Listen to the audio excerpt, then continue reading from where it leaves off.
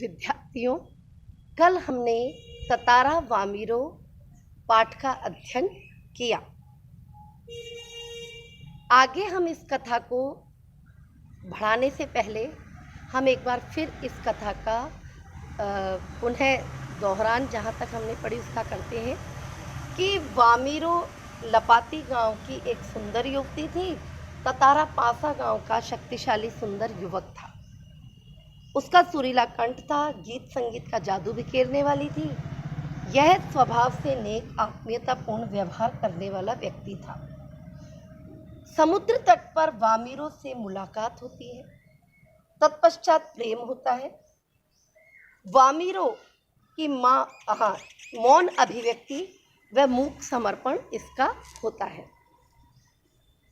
हमने पढ़ा कि ततारा और वामिरो की मुलाकात समुद्र के तट पर होती है। ततारा तब तक अपनी सुध-बुध खो बैठा था। वामिरो से प्रश्न करने पर वामिरो से एक ही बात कहती, तुम मुझसे बार बार एक ही प्रश्न क्यों कर रहे हो? मैं किसी अन्य अजनबी युवक के प्रश्नों का उत्तर नहीं देती। फिर भी बहुत आग्रह करने पर वामिरो उसे अपना नाम बताती है।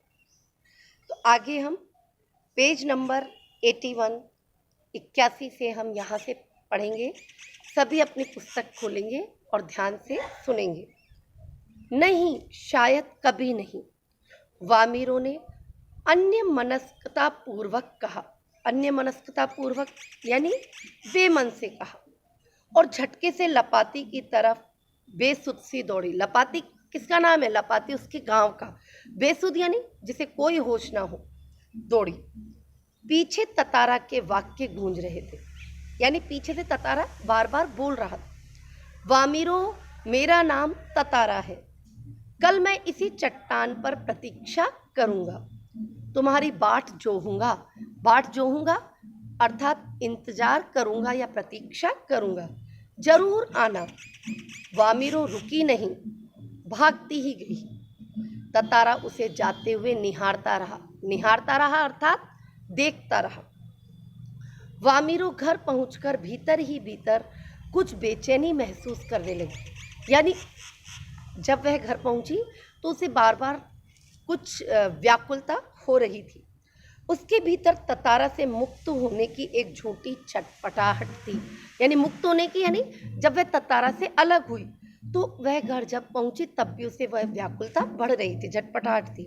एक जल्लाहट से उसने दरवाजा बंद किया और मन को किसी और दिशा में ले जाने का प्रयास किया। बार बार ततारा का याचना अर्थात प्रार्थना भरा चेहरा उसकी आंखों में तैर जाता, यानी बार बार उसको घर में भी उसी का चेहरा दिख रहा था। उसने ततारा के बारे में कई कहानियां सुन रखी थी। उसकी कल्पना में वह एक अद्भुत साहसी युवक था। अद्भुत यानी अनोखा। किंतु वही ततारा उसके सम्मुख कदाचित वैसा ही था जैसा वह अपने जीवन साथी के बारे में सोचती रही थी। यानी सभी लड़कियां या लड़के, युवक युवतियां अपने जीवन साथी की कल्पना करते हैं, तो ततारा के मन में भी जैसा जीवन साथी उसने सोचा था वैसी ही कल्पना उसके मन में आ रही थी। किंतु वही ततारा उसके सम्मुख यानी सामने एक अलग रूप में आया। सुंदर, बलिष्ठ, किंतु बेहद शांत, सभ्य और भोला। उसका व्यक्तित्व कदाचित वैसा ही था जैसा वह अपने जीवन साथी के बारे में सोचती रही थी, किंतु एक दूसरे के गांव के युवक के साथ यह संबंध परंपरा के विरुद्ध था। अतएव उसने उसे भूल जाना ही श्रेयस्कर समझा अर्थात श्रेष्ठ समझा, किंतु वह असंभव जान पड़ा। ततारा बार बार उसकी आंखों के सामने था, निर्निमेष अर्थात बिना पलक झपकाए, याचक की तरह, याचक यानी मांगने वाले की तरह प्रतीक्षा में डूबा हुआ। प्रतीक्षा अर्थात इंतजार में डूबा हुआ। किसी तरह रात बीती, यानी एक ही रात, कैसे भी दोनों ने रात निकाल ली। दोनों के हृदय व्यथित थे, व्यथित अर्थात व्याकुल थे, मिलने को बेचैन थे। किसी तरह आँच रहित एक ठंडा और उबाऊ दिन गुजरने लगा। आँच रहित यानी जिसमें कोई आग ना हो, जो बहुत शांत स्वभाव से। उबाऊ यानी अब उनको वह दिन भी बहुत उबाऊ लग रहा था, अच्छा नहीं लग रहा था दिन बिताना। शाम की प्रतीक्षा थी कि कब शाम हो और कब हम उनसे मिले। ततारा के लिए मानो पूरा जीवन की अकेली प्रतीक्षा थी, यानी वह पूरा जीवन मानो अकेले ही बिताने वाली थी। उसके गंभीर और शांत जीवन में ऐसा पहली बार हुआ। वह अचंभित था, यानी आश्चर्यचकित था, साथ ही रोमांचित भी था। रोमांचित यानी मिलने को उत्सुक था, जिसे कहते हैं ना हम बहुत ही व्याकुल कि भाई हमें तो अभी चलना ही है, तो रोमांचित था। दिन ढलने के काफी पहले वह लपाती की उस समुद्री चट्टान पर पहुंच गया, यानी दिन ढलने में अभी समय था, लेकिन फिर भी वह पहले ही वहां पहुंच गया। वामिरों की प्रतीक्षा में एक एक पल पहाड़ की तरह भारी था। उसके भीतर एक आशंका भी दौड़ रही थी। आशंका यानी संदेह। एक कहीं ना कहीं ये था कि वो आएगी या नहीं। अगर वामिरो न आई तो वह कुछ नहीं निर्णय कर पा रहा था। सिर्फ प्रतीक्षारत था, यानी प्रतीक्षा में लगा हुआ था, इंतजार में। बस आशा की एक किरण थी जो समुद्र की देह पर डूबती किरणों की तरह कभी भी डूब सकती थी। केवल बस एक आशा की किरण थी कि भाई आएगी, वो आएगी। बार बार लपाती के रास्ते की तरफ नजर दौड़ा रहा था। सहसा नारियल के झुरमुटों में उसे एक आकृति कुछ साफ हुई। नारियल के झुरमुट अर्थात पेड़। समुद्र के किनारे नारियल के पेड़ बहुत होते हैं, तो नारियल के पेड़ सटे हुए यानी एक दूसरे के पास लगे हुए थे, तो नारियल के पेड़ों के झुरमुट यानी समूह के पास से कुछ आकृति दिखाई दी। आकृति अर्थात कोई आता हुआ दिखाई दिया। कुछ और उसकी खुशी का ठिकाना ना था। क्यों नहीं था ठिकाना? हाँ, क्योंकि उससे क्या लग रहा था, उसे दिख गई थी कि वामिरो आ रही। सचमुच वह वामिरो थी। लगा जैसे वह घबराहट में थी, अपने आप को छुपाते हुए बढ़ रही थी, बीच बीच में इधर उधर दृष्टि दौड़ाना न भूलती। फिर तेज कदमों से चलती हुई ततारा के सामने आकर ठिठक गई। दोनों शब्दहीन थे। कुछ था जो दोनों के भीतर बह रहा था, यानी दोनों एक दूसरे के सामने कुछ बोल ही नहीं पा रहे थे। बीच बीच में इधर उधर दृष्टि दौड़ाना न भूलती, यानी उसकी तरफ देखती लेकिन इधर उधर दृष्टि फैलाती, नजरें दौड़ाती। फिर तेज कदमों से चलती हुई ततारा के सामने आकर ठिठक गई, यानी रुक गई। दोनों शब्दहीन थे। कुछ था तो दोनों के भीतर बह रहा था। एक टक निहारते हुए वे जाने कब तक खड़े रहे। सूरज समुद्र की लहरों में कहीं खो गया, यानी दिन भी अस्त हो चुका था। अंधेरा बढ़ रहा था। अचानक वामिरो कुछ सचेत हुई, यानी होश आया। घर की तरफ दौड़ पड़ी। ततारा अब भी वहीं खड़ा था, निश्चल और शब्दहीन, यानी कुछ कह ही नहीं पा रहा था। एक जगह खड़ा का खड़ा रह गया। दोनों रोज उसी जगह पहुंचते, मूर्तिवत यानी मूर्ति के समान एक दूसरे को निर्निमेष यानी बिना पलक झपकाए ताकते रहते। बस भीतर समर्पण था। समर्पण यानी एक दूसरे के प्रति त्याग, बलिदान, समर्पण, जो अनवरत गहरा रहा था। अनवरत यानी निरंतर गहरा होता जा रहा था। लपाती के कुछ युवकों ने इस मूक प्रेम को, इस मूक यानी बिना बोलने वाला, गूंगा प्रेम को भांप लिया, यानी जान लिया, और खबर हवा की तरह फैल गई। वामिरो लपाती ग्राम की थी और ततारा पासा का। दोनों का संबंध संभव नहीं था। रीति के अनुसार दोनों को एक ही गांव का होना आवश्यक था। यह रीति थी, यह परंपरा थी कि दोनों एक ही गांव के हों तो ही उनमें विवाह हो सकता है। वामिरो और ततारा को समझाने के कई प्रयास किए, किंतु दोनों अडिग रहे। अडिग यानी अपनी बात पर स्थिर रहे। वे नियमतः लपाती के उसी समुद्र किनारे पर मिलते रहे और अफवाहें फैलती रही। कुछ समय बाद पासा गांव में पशु पर्व का आयोजन हुआ, यानी पशुओं का त्योहार। पशु पर्व में हष्टपुष्ट पशुओं के प्रदर्शन के अतिरिक्त पशुओं से युवकों की शक्ति परीक्षा की प्रतियोगिता भी होती थी, यानी पशुओं से युवक लड़े। गांव के युवक पशुओं से लड़ाई करें, ऐसी भी प्रतियोगिता होती थी। वर्ष में एक बार सभी गांव के लोग हिस्सा लेते थे। बाद में नृत्य संगीत का आयोजन और भोजन का आयोजन भी होता था। शाम से सभी लोग पासा में एकत्रित होने लगे। पासा किसका गांव था? ततारा का। वहीं पर यह प्रतियोगिता होती थी और पशु पर्व का आयोजन भी होता था। धीरे धीरे कार्यक्रम शुरू हुए। ततारा का मन इनमें बिल्कुल नहीं था। उसकी व्याकुल आंखें वामिरों को ढूंढने में व्यस्त थी।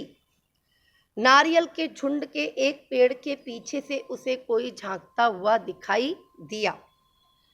उसे थोड़ा और करीब पहचानने की कोशिश, प्रयत्न।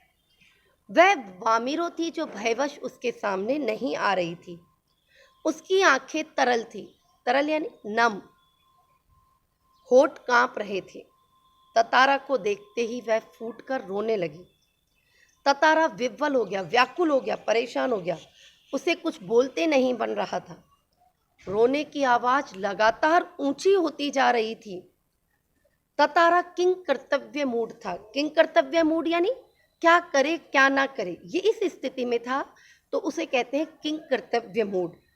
वामिरों के रुदन स्वर, रुदन यानी रोते हुए स्वरों को सुनकर उसकी माँ वहां पहुंची। दोनों को देखकर आग बबूला हो गई। आग बबूला होना मुहावरा है, अर्थात क्रोधित होना। सारे गांव वालों की उपस्थिति में यह दृश्य उसे अपमानजनक लगा। क्या पूरे गांव वाले इकट्ठे थे और उनके सामने वह ऐसा कर रहे थे, दोनों ततारा और वामिरो, तो यह उसे अपमानजनक लगा। इस बीच गांव के कुछ लोग भी वहां पहुंच गए। वामिरो की मां क्रोध में उफंड उठी, यानी बहुत ज्यादा उसको क्रोध आ गया। उसने ततारा को तरह तरह से अपमानित किया। गांव के लोग भी ततारा के विरोध में आवाज उठाने लगे। ततारा के लिए यह असहनीय था, यानी वह सहन नहीं करने वाला था। वामिरो अब भी रोए जा रही थी। ततारा भी गुस्से से भर उठा। उसे जहां विवाह की निषेध परंपरा, निषेध यानी मना वाली परंपरा पर क्षोभ अर्थात दुख था, वहीं अपनी असहायता पर वहीं अपने को असहाय समझता हुआ वह उस पर खींच रहा था, बहुत परेशान हो रहा था। वामिरों का दुख उसे और गहरा कर रही थी। उसे मालूम न था कि क्या कदम उठाना चाहिए। अनायास अचानक उसका हाथ तलवार की मूठ पर जा टिका। मूठ यानी तलवार को जो पकड़ने का हिस्सा है, उस पर जा टिका। उसे मालूम न था कि क्या कदम उठाना चाहिए। क्रोध में उसने तलवार निकाली और विचार करता रहा। क्रोध लगातार अग्नि की तरह बढ़ता जा रहा था। जैसे अग्नि, आग अगर हम इतनी सी चिंगारी होती है तो वो हवा से फैलती जाती है, फिर वो रुकती नहीं है। तो उसी तरीके से उसका क्रोध भी बढ़ता जा रहा था। लोग सहम उठे, यानी डर गए। एक सन्नाटा सा खिंच गया, यानी चारों तरफ बिल्कुल शांत वातावरण हो गया। जब कोई राह न सूझना यानी कोई उपाय न सूझना, तो उसे क्रोध का शमन करने के लिए उसने शक्ति भर उसे धरती में घोंप दिया। क्रोध का शमन अर्थात शांत करने के लिए, क्रोध को शांत करने के लिए उसने तलवार को धरती में घोंप दिया, अर्थात धरती में गाड़ दिया धरती में, और उसे ताकत से खींचने लगा। यानी धरती में गाड़ने के बाद तलवार को खींचने लगा। वह पसीने से नहा उठा।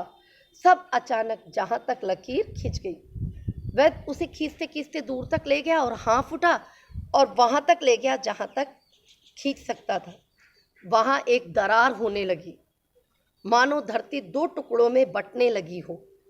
एक गड़गड़ाहट सी गूंजने लगी और लकीर की सीध में धरती फटती ही जा रही थी। जैसे अपन किसी भी चीज को अगर यूं खींचते हैं तो धरती दो हिस्सों में बट गई, और वो बटते ही धरती फट गई।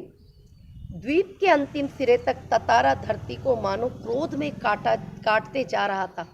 सभी भयाकुल यानी भय से व्याकुल हो उठे। लोगों ने ऐसे दृश्य की कल्पना नहीं की थी। सिहर उठे, यानी डर गए। उधर वामिरो फटती हुई धरती के किनारे चीखती हुई दौड़ पड़ी। ततारा ततारा ततारा, उसकी करुण चीख मानो गड़गड़ाहट में डूब गई। गड़गड़ाहट की जो आवाज हो रही थी। ततारा दुर्भाग्यवश दूसरी तरफ था। वो एक कोने से आ रही थी, ततारा दूसरी तरफ था। द्वीप के अंतिम सिरे तक धरती को चाकता रहा यानी काटता रहा। जैसे ही अंतिम छोर पर पहुंचा, छोर अर्थात किनारे पर पहुंचा, द्वीप दो टुकड़ों में विभक्त हो गया। एक तरफ ततारा था, दूसरी तरफ वामीरो। ततारा को जैसे ही होश आया, उसने देखा उसकी तरफ का द्वीप समुद्र में धंसने लगा। उसकी तरफ का जो द्वीप था वो समुद्र में अंदर जा रहा था। वह छटपटाने लगा। उसने छलांग लगाकर दूसरा सिरा थामना चाहा, किंतु पकड़ ढीली पड़ गई। वह नीचे की तरफ फिसलने लगा। वह लगातार समुद्र की तरफ फिसल रहा था। उसके मुंह से सिर्फ एक ही चीख उभर रही थी, वामीरो वामीरो वामीरो। उधर वामीरो भी ततारा ततारा ततारा कहकर पुकार रही थी। ततारा लहूलुहान हो चुका था।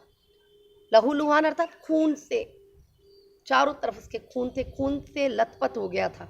अचेत होने लगा यानी बेहोश होने लगा। कुछ देर बाद उसे कोई होश नहीं रहा।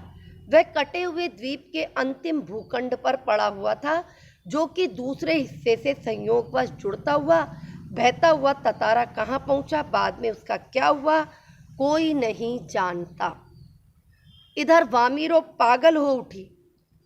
वह हर समय ततारा को खोजती हुई उसी जगह पहुंचती और घंटों बैठी रहती। उसने खाना पीना छोड़ दिया।